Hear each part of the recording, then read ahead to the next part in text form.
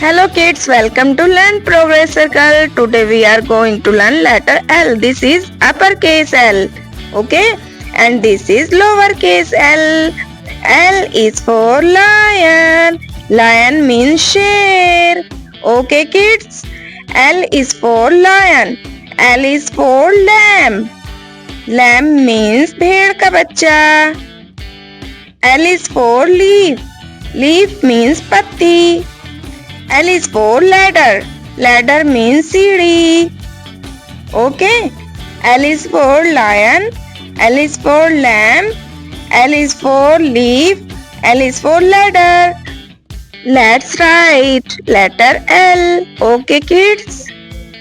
Go to the top and draw one standing line. And draw a sleeping line. This is uppercase L. Go to the top and draw one standing line. This is lowercase l. Okay?